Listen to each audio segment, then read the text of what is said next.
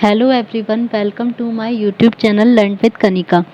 आज हम करेंगे यूपी जूनियर सुपर टेट का मैथ्स का प्रैक्टिस सेट 10।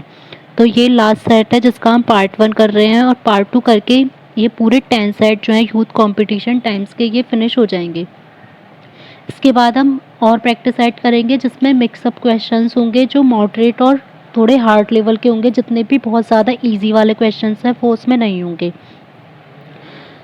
फर्स्ट क्वेश्चन है, यदि संख्या x 4461 11 से विभाज्य है तो x की वैल्यू क्या होगी। तो हमें इसमें डिविजिबिलिटी पता होनी चाहिए कि क्या होती है। 11 की क्या होती है, जैसे ये है x 4461। तो हम क्या करते हैं 11 की डिविजिबिलिटी में कि विषम पदों का योग लिख लेते हैं अलग, तो कि जो विषम नंबर पे आ रहे हैं, जैसे ये है फर्स्ट नंबर पे, ये सेकंड पे, ये थर्ड पे, ये फोर्थ पे और ये फिफ्थ पे। तो विषम पर कौन कौन सा है, एक तो x है, एक 4 है और एक 1 है। इनका अलग सम कर लेंगे तो x + 4 + 1 कितना हो जाएगा हमारा। x तो प्लस हो नहीं सकता तो 5 + x, और जो बचे हुए हैं उनको प्लस करेंगे तो कितना हो जाएगा 4 और 6 10। या ये कह सकते हैं कि हमें अल्टरनेट नंबर लेने हैं। पहले हमने ले लिया x, फिर छोड़ देंगे 4 को, फिर नेक्स्ट 4 ले लिया, फिर 6 को छोड़ देंगे तो 1 ले लेंगे। अब 11 से डिविजिबिलिटी के लिए ये होता है कि जो इनका डिफरेंस आना चाहिए वो या तो 0 आना चाहिए या 11 आना चाहिए। तो इसका डिफरेंस अगर हम निकालें, इसका डिफरेंस जो है 0 होना चाहिए। सबसे छोटा नंबर पहले 0 से करके देखेंगे, अगर 0 से नहीं हो पाएगा तब 11 पर जाएंगे। तो 10 - 5 + x ये हमारी होनी चाहिए 0 वैल्यू। तो 10 - 5 - x = 0। तो कितनी हो गई वैल्यू 5 - x = 0। तो x की वैल्यू कितनी आ जाएगी हमारी 5। तो ये सिंपली हमें ऑप्शन में दिखाई दे रहा है, तो हमें आगे नहीं जाना। अगर बड़े बड़े नंबर होते तो हमें करना पड़ता। तो हमारा आंसर क्या हो जाएगा, ऑप्शन डी 5। नेक्स्ट है, दो क्रमागत संख्याएं ज्ञात कीजिए जिनमें पहले अंक का 3 गुना दूसरे अंक के 2 गुने से 5 अधिक है। तो क्रमागत संख्याएं तो कॉन्जिक्यूटिव नंबर्स, तो एक अगर x हो जाएगा तो दूसरा क्या हो जाएगा x + 1। अब दिया गया है पहले अंक का 3 गुना, तो 3x पहले का 3 गुना, ये तो हमने लेट किया था, =2 है दूसरे अंक के 2 गुने, तो 2 गुना कर लेंगे 2x + 1, उसमें से भी 5 अधिक। अब सॉल्व करेंगे तो 3x = 2x + 2 + 5। तो x यहाँ पर बचेगा 3x - 2x = कितना आ गया 7। तो जब हमारा फर्स्ट नंबर 7 है तो सेकंड नंबर क्या हो जाएगा हमारा 7 + 1 8। तो आंसर हो जाएगा ऑप्शन सी 7 और 8। नेक्स्ट है 4 की पावर, ये यहाँ पर मिसप्रिंट है, 4 की पावर आएगा -3/2। तो 4 की पावर -3/2 की वैल्यू क्या होगी। तो 4 को हम कैसे लिख सकते हैं 2 की पावर 2, और यहाँ पर -3/2 है ही। तो जब भी पावर्स इस टाइप से होती है तो हमेशा उनकी मल्टीप्लाई हो जाती है। तो 2 की पावर हो जाएगा 2 × -3/2। 2 से 2 कट होगा तो 2 की पावर कितनी हो जाएगी -3। जब भी हमारी पावर माइनस में होती है तो हम उसको क्या कर देते हैं अपॉन में। तो 1/2 की पावर 3 मीन्स 1/2 की पावर 3 का क्या मतलब हो जाएगा 1/8। तो आंसर हो जाएगा ऑप्शन सी 1/8। नेक्स्ट है, दो सह मूल संख्याओं x और y। सह मूल संख्याएं क्या होती हैं, जिसे हम इंग्लिश में बोलते हैं को प्राइम नंबर्स। अब को प्राइम नंबर्स को पढ़ने से ऐसा लगता है कि प्राइम आ रहा है तो इसमें ये प्राइम नंबर्स होंगे, जबकि प्राइम नंबर्स नहीं होते। कोई भी ऐसे दो नंबर जिनका कोई भी कॉमन फैक्टर ना हो। तो जैसे अगर हम, जरूरी नहीं है कि वो प्राइम ही हो, कोई कंपोजिट नंबर भी हो सकता है। जैसे अगर हमने ले लिया 16 और 25, ये दोनों ही कंपोजिट नंबर हैं, मीन्स दोनों ही प्राइम नंबर नहीं हैं।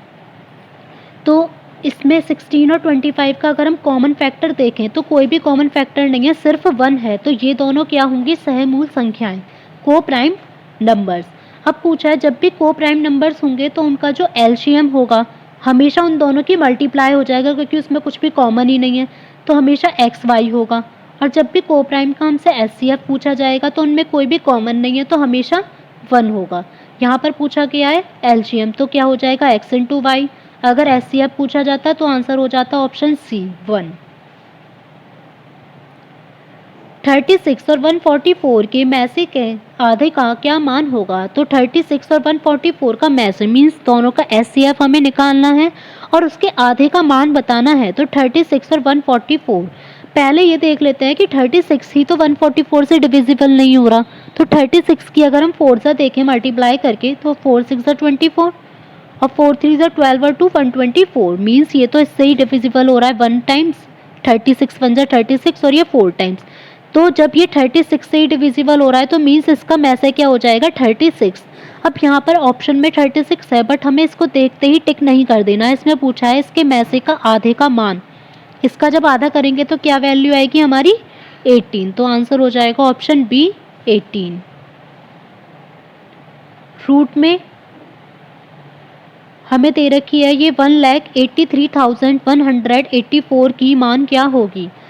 अब लास्ट डिजिट जो है हमारी 4 है तो या तो 2 के स्क्वायर में 4 आता है या फिर हमारा 8 के स्क्वायर में आता है 64। अब लास्ट डिजिट फर्स्ट ऑप्शन में देखें तो 4 है तो 4 के में तो 16 आता है तो 6 आना चाहिए था, तो ऑप्शन ए भी हमारा रॉन्ग हो जाएगा।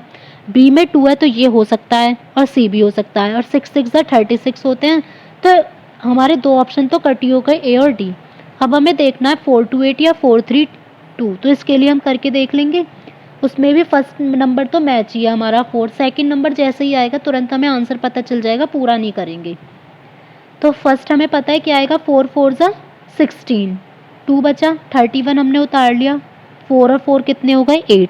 अब 8 के आके हम देखते हैं तो अगर हम 8 3 लाएंगे तो 3 3 9 और 8 3 24, तो ये हो गया ज़्यादा तो 2 आएगा। तो यहीं पर हमने देखते ही ऑप्शन को कट कर देंगे, क्या आ जाएगा आंसर 428। 3 6 माइनस 2x का वर्ग क्या है, मीन्स इसका स्क्वायर हमें फाइंड करना है। तो सिंपली 3 का स्क्वायर क्या हो जाएगा 9। अब 6 माइनस 2x इसका स्क्वायर करना है तो a माइनस बी का होल स्क्वायर का फॉर्मूला क्या होता है a square minus 2ab plus b square. अब 6 का स्क्वायर कितना हो जाएगा 36, 2ab कितना हो जाएगा 6 2 12 2 24x और b का स्क्वायर कितना हो जाएगा 4x स्क्वायर। अब इसमें सिंपल मल्टीप्लाई करके दे रखा है तो मल्टीप्लाई कर लेंगे, 36 की 9 में करेंगे कितना आएगा 324। अगर पूरा ना भी सॉल्व करें तो यहाँ देख लीजिए किसमें 324 है, ना ए में है ना बी में है ना सी में है, पता चल जाएगा हमें डायरेक्ट आंसर डी होगा 36x square minus 216x plus 324। तो ये एग्जाम में इसलिए ऐसे है, ये नहीं कि पूरा पूरा क्वेश्चन सॉल्व करते रहें और फिर कहें लास्ट में कि हमें टाइम ही नहीं बचा। तो ये इस टाइप से अगर हम क्वेश्चन हमें जब पता चल रहा है आंसर तो आगे उसे पूरा सॉल्व नहीं करना है। अगर हम पे एक्स्ट्रा टाइम बचा हुआ है लास्ट में तो हम कर सकते हैं कि पूरा करके देख लीजिए, लेकिन पहले शुरू में ऐसे ही करेंगे ताकि पूरा पेपर हमारा हो सके 2.5 घंटे में। दी गई गुणोत्तर श्रेणी मीन्स जीपी है यहाँ पर, उसका 5वां पद निकालना है। तो यहाँ पर तो हमें सिंपल सी रीजनिंग की तरह भी सीरीज मिल रही है क्योंकि 5वां ही निकालना है तो 1 2 2 पद और निकालना है तो ज़रूरी नहीं है फॉर्मूला लगाएं, डायरेक्ट कर लेंगे। 3 2 6 6 2 12 12 2 24 24 2 48, तो इससे डायरेक्ट आंसर आ गया ऑप्शन ए 48। यदि समीकरण 6x minus 5y plus 11 equals to 0, एक इक्वेशन ये दी है, सेकेंड दी है 15x plus xy 15x plus ky minus 9 equals to 0। अगर इसका कोई भी हल ना हो तो जब कोई भी सॉल्यूशन नहीं होता है, नो सॉल्यूशन होता है, तो क्या होता है a1 upon a2 equals to b1 upon b2। तो हमारा क्या हो जाएगा 6 upon 15 equals to minus 5 upon k। 3 2 6 3 5 15, तो क्या हो जाएगा 2k equals to minus 25, k equals to minus 25 upon 2 means minus 12.5। तो आंसर हो जाएगा ऑप्शन सी। नेक्स्ट है यदि a प्लस 1 अपॉन ए की वैल्यू 5 है तो a cube plus 1 upon A cube का मूल्य क्या है। तो फॉर्मूला क्या लगाना है हमें, x प्लस वाई का होल क्यूब का फॉर्मूला क्या होता है x cube plus y cube plus 3xy और x प्लस वाई। अब यहाँ x की जगह a है, y की जगह 1 अपॉन ए है, तो a प्लस 1 अपॉन ए का whole cube equals to a cube plus 1 upon a का whole cube plus 3 into a into 1 upon a और a प्लस 1 अपॉन ए। अब यहाँ वैल्यू पुट कर लेंगे, a प्लस 1 अपॉन ए का होल क्यूब मीन्स 5 की cube, 5 की क्यूब कितनी हो जाएगी 125 इक्वल्स टू, ये हमें फाइंड आउट करनी है a cube plus 1 upon A cube. यहाँ a से a कट जाएगा तो प्लस 3 इंटू 5 मीन्स ये कितना हो गया हमारा 15। इसको इसके रिप्लेस करके यहाँ पर लिख दिया है 15। तो 125 में से डायरेक्ट बस हमें 15 सब्ट्रैक्ट कर देना है। तो 125 में से 15 जब हम माइनस करेंगे तो कितना आंसर हो जाएगा 110। तो यही है हमारा आंसर ऑप्शन बी 110। नेक्स्ट है x square minus 8x plus 12 के गुणनखंड हैं। तो ये मैंने गुणनखंड की ट्रिक भी बताई है कि इसी में ही बता रहे हैं कैसे करना है। कभी भी गुणनखंड करके नहीं देखने क्वेश्चन में। हमें क्या देखना है पहले 12। तो 12 किससे आ सकता है, ऑप्शंस के थ्रू जाएंगे। 6 टू ज़ 12 आ सकता है, 6 टू ज़ 12 आ सकता है। यहाँ x माइनस 4 का स्क्वायर तो मीन्स 4 4 से कितने होते हैं 16, ये नहीं आएगा। और 6 टू ज़ 12 ये भी आ सकता है। उसके बाद क्या देखना है, हमें प्लस का 12 आना है। तो -6 इंटू -2 तो प्लस आ जाएगा। यहाँ पर क्या आएगा -6 प्लस 2, यहाँ -12 आएगा, यहाँ भी -12 आएगा। डायरेक्ट हमें आंसर पता चल गया कि क्या होगी x प्लस 6 और x माइनस 2, क्योंकि जब इन्हें मल्टीप्लाई करेंगे तो प्लस का 12 आएगा और जब -6 और -2 करेंगे तो -8 भी आएगा। तो दोनों ही चीज़ इससे आ रही हैं, तो आंसर हो जाएगा ऑप्शन ए। समीकरण x square minus 12x plus 2 के इक्वल्स टू 0 का एक मूल x बराबर 4 है। अब इसी की तरह जैसे इसमें दो वैल्यू होती हैं तो एक वैल्यू तो हमें 4 दे रखी है, दूसरी बतानी है। तो इसमें क्या करना होगा, हमें पहले तो x हमें k की वैल्यू पता करनी है, तब हम इजीली निकाल देंगे कि दूसरी वैल्यू हमारी क्या होगी। तो k की वैल्यू निकालने के लिए क्या करेंगे, एक मूल जब दे रखा होता है तो x की जगह हमें 4 पुट कर देना। दे रखा है सिंपली x इक्वल्स टू 4 है, तो 4 का square minus 12 into 4 plus 2k equals to 0, 16 minus 48 plus 2k equals to 0। तो 2k इक्वल्स टू कितना हो जाएगा हमारा 32। तो k की वैल्यू आ गई 16, यहाँ तक 16 आ गई। अब इक्वेशन क्या है, वैसे भी k की वैल्यू निकालने की ज़रूरत नहीं है, 2k ही चाहिए, तो डायरेक्ट 32 पुट कर लीजिए। X square minus 12x plus 32 equals to 0। अब एक मूल तो हमें दे रखा है 4 है, दूसरा मूल हमें देखना है क्या होगा। तो अब हमें ये पता है जब एक 4 है तो किसको मल्टीप्लाई करेंगे, जो 32 आएगा 8 को, ठीक है। तो 6 नहीं आ सकता, 4 नहीं आ सकता। अब देखना है कि 8 आएगा प्लस का या माइनस का आएगा। तो यहाँ क्या साइन है प्लस का, तो और यहाँ भी प्लस का, तो प्लस प्लस से हमारा प्लस ही आएगा। तो आंसर क्या हो जाएगा option b, x equals to 8 और x इक्वल्स टू 4।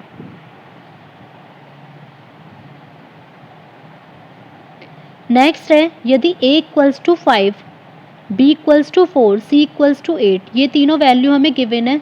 पूछा है a cube plus b cube plus c cube minus 3, ये इसके आगे का यहाँ पर है, ये कट नहीं हुआ है, माइनस 3abc अपॉन में ab plus b c plus c a minus a square minus b square minus c square की वैल्यू। तो इसका लॉन्ग मेथड तो ये है कि ये जो इतनी लंबी इक्वेशन दी है इसमें सब जगह ए बी सी की वैल्यू रख लीजिए। तो इसे बहुत ही लंबा सॉल्व करना पड़ेगा। अब हम क्या करेंगे, ऊपर फॉर्मूला लगाएंगे। अभी हमने पढ़ा था पहले वाली क्लास में भी कि a cube plus b cube plus c cube minus 3abc का फॉर्मूला क्या होता है, ये होता है a plus b plus c और a square plus b square plus c square minus a b minus b c minus c a. ये तो इसका फॉर्मूला खोल लिया। और नीचे ये है a b plus b c plus c a minus a square minus b square minus c square. अगर हम इसे देखें और ऊपर वाली वैल्यू को देखें तो ये सेम ही है, लेकिन माइनस का डिफरेंस है। तो अगर हम नीचे से माइनस कॉमन ले लेंगे तो ये ऊपर वाली पूरी टर्म हमारी कट हो जाएगी और यहाँ पर क्या बच जाएगा माइनस, क्योंकि सबके साइन बस चेंज होने हैं। तो यहाँ पर हम डायरेक्ट लिख लेंगे कि हमारा ये बचेगा माइनस का a प्लस बी प्लस सी। अब देखिए डायरेक्ट वैल्यू रख लेंगे, 5 प्लस 4 प्लस 8, तो कितना आ जाएगा माइनस का 17। तो आंसर हो जाएगा ऑप्शन सी। एक मिश्रण में मिट्टी और बजरी का अनुपात 11:8 है, जबकि बजरी और सीमेंट का अनुपात 6:7 है। तो मिट्टी और सीमेंट का अनुपात, तो बजरी यहाँ पर भी है, बजरी यहाँ पर भी है, यहाँ नीचे है, यहाँ ऊपर है। तो डायरेक्ट क्या करना है, दोनों अनुपातों की मल्टीप्लाई कर देंगे। तो 11/8 गुणा 6/7, 3 दूनी 6, 2 तिया 6 आएगा यहाँ पर, 2 चौक 8, तो कितना हो जाएगा अनुपात 33/28। तो मिट्टी ही ऊपर पूछा है तो मिट्टी ऊपर दिया है, सीमेंट नीचे है तो सीमेंट नीचे है, तो सिंपली आंसर हो जाएगा ऑप्शन बी 33:28। एक थैले में लाल गेंद और हरी गेंद का अनुपात है 15:26। तो जो रेड बॉल्स हैं वो तो हो जाएंगे 15x और ग्रीन बॉल्स हो जाएंगी 26x। यदि थैले में 12 हरी गेंद और डाल दी जाती हैं तो अब हम 26x में अगर 12 और मिला दें तो लाल गेंद और हरी गेंद का जो अनुपात है वो 1:2 हो जाता है। तो थैले में कितनी लाल गेंद हैं, तो हमारी लाल तो उतनी की उतनी है ही 15x upon 26x plus 12 equals to 1:2।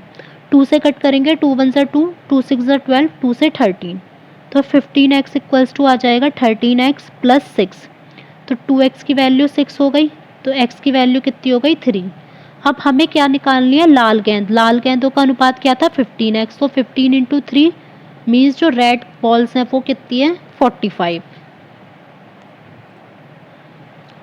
एक आदमी 1 रुपये में 5 पेन खरीदता है और 1 रुपये के 4 बेचता है, तो उसका लाभ प्रतिशत। तो जब भी हमें ऐसा क्वेश्चन होता है तो हमें एक पेन की वैल्यू निकालनी है, तो एक पेन की हम CP निकालेंगे पहले। तो कितनी हो जाएगी, जब वो 1 रुपये में 5 पेन खरीदता है तो उसे एक पेन कितने रुपए में मिलेगा 1/5 रुपये में, और एक पेन का ऐसी SP कितना हो जाएगा 1/4। अब लाभ प्रतिशत का फॉर्मूला क्या होता है SP minus CP upon CP into 100। यहाँ पर 4 और 5 का एलसीएम लेंगे 20 आएगा, तो 5 माइनस 4 कितना हो जाएगा 1/20। 1/5 को उल्टा करेंगे, ऊपर जाएगा 5/1 इंटू 100। 25 ज़ा, तो 5 से कितने हो गए 25% का उसे जो है प्रॉफिट परसेंटेज होगा, ऑप्शन ए।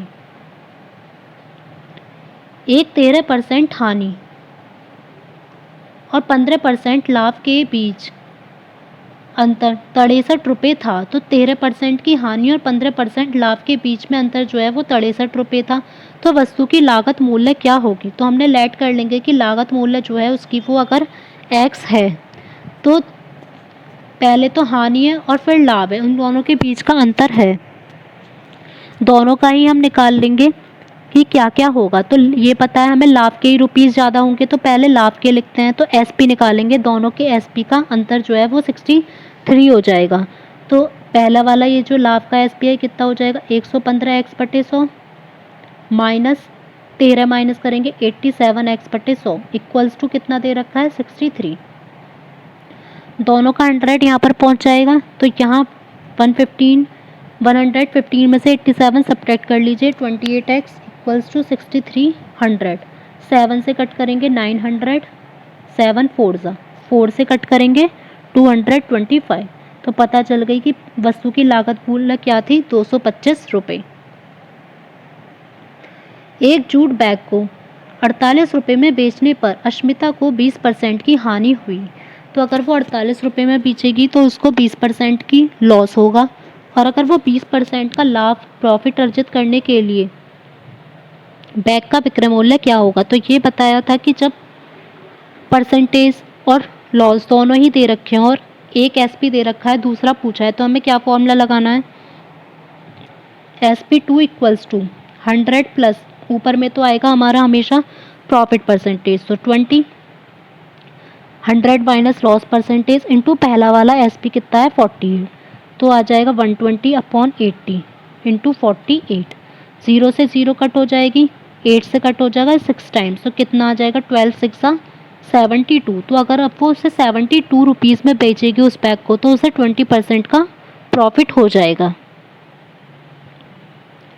यदि एक बॉक्स में 3 सफ़ेद कुशन हैं, 4 लाल कुशन हैं, 5 नीले कुशन हैं, तो एक सफ़ेद या नीले रंग के कुशन के चयन की क्या संभावना है। तो जब हमने प्रोबेबिलिटी की क्लास की थी तो बताया था कि जब भी या फिर इंग्लिश में लिखा हो और, तो हमें क्या करना होता है हमेशा प्लस। तो हमें पहले लेना है एक सफ़ेद कितने में से होगा 3C1 प्लस नीला 5C1 अपॉन टोटल कितने हैं हमारे 3 और 4 7, 7 और 5 12C1। जब भी नीचे 1 होता है हमेशा वही वैल्यू आ जाती है, तो 3 + 5 अपॉन 12, तो 8/12, 4 2 ज़ा 12, 4 3 ज़ा 4 2 ज़ा 8, 4 3 ज़ा 12। तो क्या हो जाएगा आंसर 2/3 ऑप्शन ए। एक गांव में 200 व्यक्तियों में से 111 साक्षर हैं। साक्षर मतलब लिटरेट, पढ़े लिखे लोग हैं 111, 200 में से।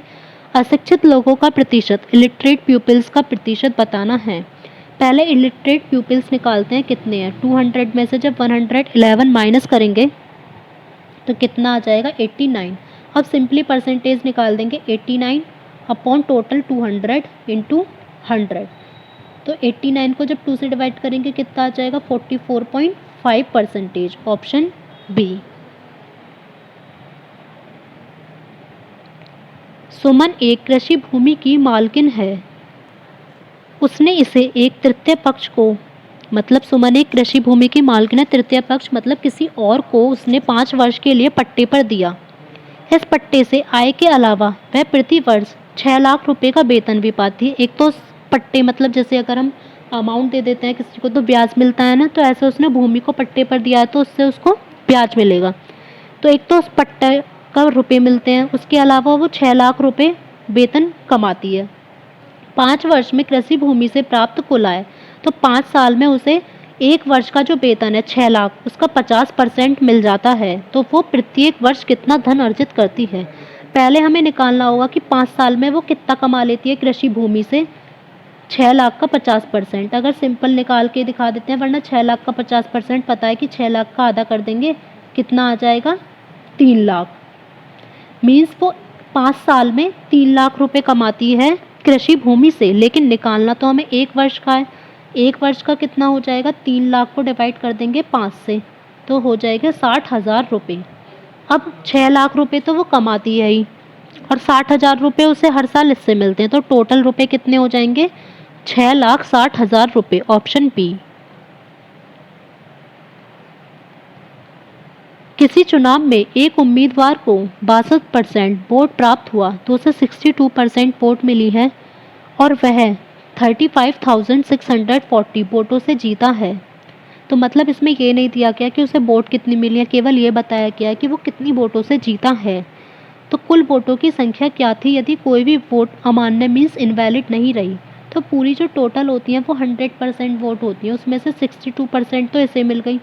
तो दूसरे वाले को बाकी की जितनी भी उन्हें कितनी मिली होंगी 38। तो वो इस 38 वाले से कितनी वोटों से जीता है 35,640। तो क्या करेंगे, इन दोनों का डिफरेंस निकाल लेंगे, इसमें से माइनस करेंगे तो कितना आएगा 24। मीन्स ये जो टोटल वोट का 24% है ये है 35,640। तो 24 गुणा x/100 बराबर है 35,640। तो यहाँ पर हमारी x की वैल्यू क्या आ जाएगी 35640 इंटू 100 अपॉन 24। जब इसको आप सॉल्व करेंगे 6 4 ज़ा 24, 6 से कट करेंगे तो ऊपर आ जाएगा 5940। फिर से 4 को कट कर लेंगे तो ऊपर आ जाएगा 1485। तो टोटल वोट कितनी हो जाएंगी 148500। मतलब 1,48,500 पूरी वोट थी, जिसमें से कि 35,640 वोटों से वो जीता था। 1,600 रुपये की राशि पर 10 वर्षों में कितना ब्याज प्राप्त होगा यदि ब्याज की दर 7.25% वार्षिक है। तो सिंपली इंटरेस्ट निकाल देंगे क्योंकि यहाँ पर चक्रवृद्धि की तो ब्याज नहीं की। तो P into R 7.25 into T upon 100। ये 2 ज़ीरो से तो इसके पॉइंट हट जाएगा, 1 ज़ीरो से ये 0 कट जाएगी। 16 की 725 में जब मल्टीप्लाई करेंगे हमारा आएगा 1160।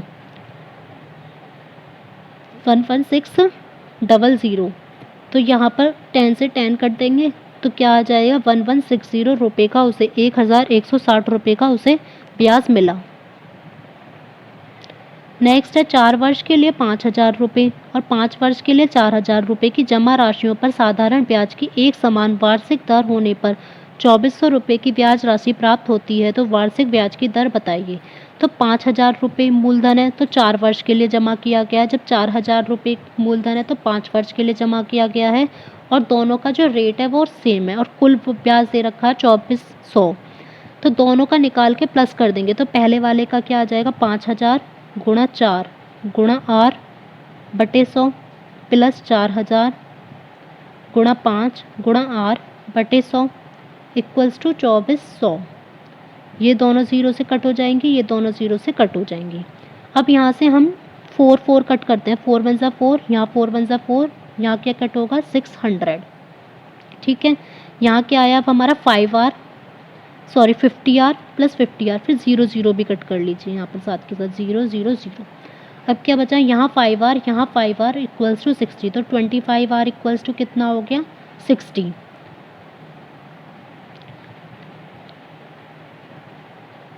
5 और 5 सॉरी 10, यहाँ हमने मल्टीप्लाई कर दिया है गलती से। 5R plus 5R equals to 10R, 10R equals to 60, तो 0 से 0 कट होगा तो R की वैल्यू कितनी हो जाएगी 6%। Option C. 25,000 रुपये पर 3 साल के लिए 12% वार्षिक दर से बनने वाले चक्रवृद्धि ब्याज को ज्ञात कीजिए। तो इसमें निकालना चक्रवृद्धि ब्याज, सिंपल डायरेक्ट कंपाउंड इंटरेस्ट का ही फॉर्मूला लगाएंगे। 25,000, ये नहीं है 0, 1 प्लस 12/100 की पावर 3 माइनस 1। अमाउंट निकालनी होती तो बस यहीं तक कर लेते, अब हमें कंपाउंड इंटरेस्ट निकालना है तो -1। 4 3 से 12, 4 से कट होगा 25, तो कितना आ जाएगा यहाँ पर 25,000 इंटू 25 और 3 28, 28 का क्यूब माइनस 25 का क्यूब अपॉन में कितना है 25 को हम 3 बार लिख लेते हैं ताकि इजीली इसको कट कर दें। 25 से कट हो जाएगा 1000 बार, फिर से 25 से कट हो जाएगा 40 बार, फिर 5 25 5 8 40, तो यहाँ पर आके 8/5 गुणा 28 का क्यूब कितना होता है 21952। जब क्यूब वाला आता है तो हमें क्यूब करना ही पड़ता है, 25 का पता ही होता है हमें 15625। तो अब हमें इसे माइनस करेंगे तो कितना आ जाएगा, इसको जब माइनस करेंगे तो हमारा आंसर आएगा 6327 इंटू 8/5। अब 8 की मल्टीप्लाई करके अब 5 से डिवाइड करेंगे तो यहाँ पर आंसर आएगा ऑप्शन सी 10,123.20 रुपीज़।